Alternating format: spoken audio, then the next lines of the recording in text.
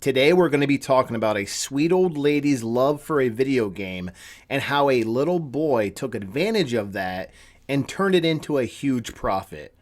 That little boy is me. Hey guys, Baron20 back again with another story from my childhood, and it's perfect time to tell this one because we all know Wave Race 64 just came out on the Nintendo Switch Online service.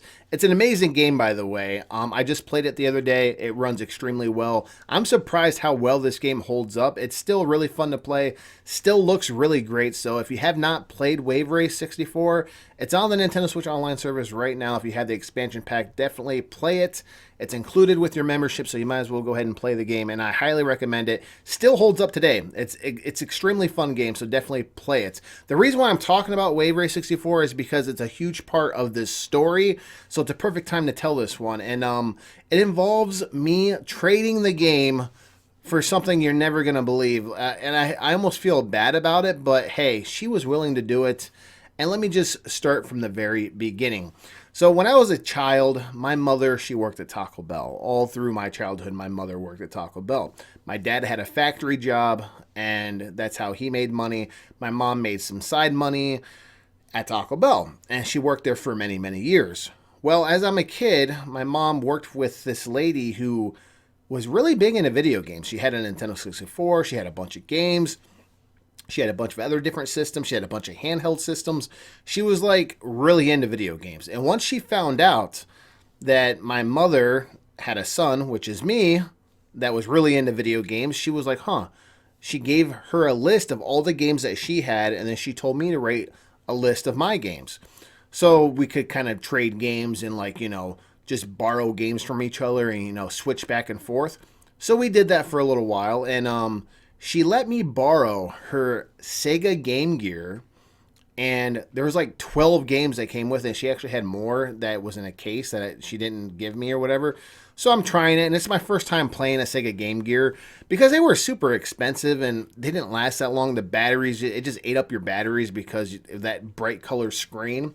But I loved it. I was like, wow, I was playing like The Lion King on there. I was playing a bunch of Disney games on there. It was really fun. I was like, yeah, I was really enjoying it. Well, at the time, she was borrowing Wave Race 64, and she fell in love with this game. Now, at this time, I've already beaten Wave Race 64. I played the crap out of it, so I was kind of sick of it at that time. You guys all know how it is. Once you get a game, you beat it, and you play it a bunch of times. It kind of just sits on the shelf and collects dust. That's kind of what that game was doing at that particular time in my life, and because I've already beat the crap out of the game.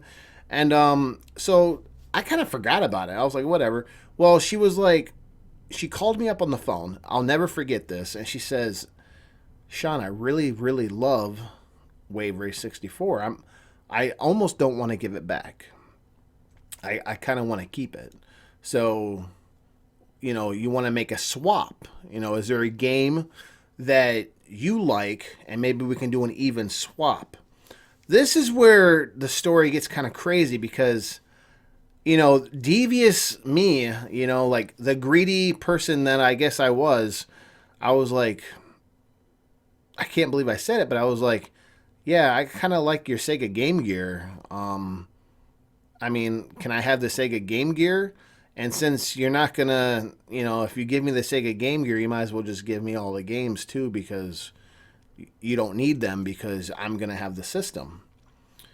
And I remember she got real quiet on the phone, and she was like, well, I don't know. She's like, you know what? I don't really play it as much anymore, and I really love Wave Race 64. Yeah, why not? Yeah, I'm gonna have your mother. I'm gonna bring it to work and give it to your mom so she can give you the rest of the games. I'm like, okay, and I'll give my mom Wave Race 64. So. My mom takes my game to work with her, gives it to her coworker, and her coworker gives her this beautiful case. I mean, she had like the carrying case to go with it, with all the little slots to put the games in it. She had like the cases that the games go into. She took so well taking care of this stuff. I mean, it looked mint. It looked brand new. Really, it did.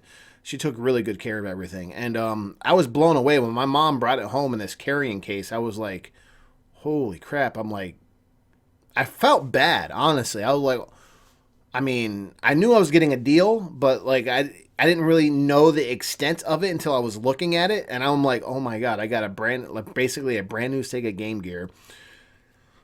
12 to 15 to 20 games. I don't know. There was a lot. It was full of games in that carrying case. And in return, all I did was give her Wave Race 64. That's it. Just one game. And I got a Sega Game Gear with a ton of games. To me, I'll never, ever forget that. I'll never forget that in a million years. And it's funny because it's not funny because this is where I make dumb mistakes.